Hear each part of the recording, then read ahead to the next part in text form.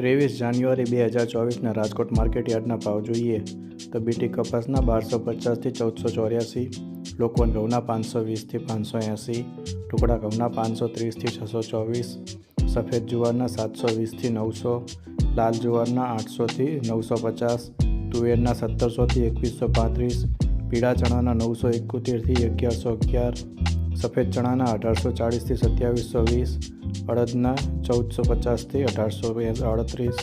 મગના 1570 થી 1945, દેશી વાલના 2050 થી 2511,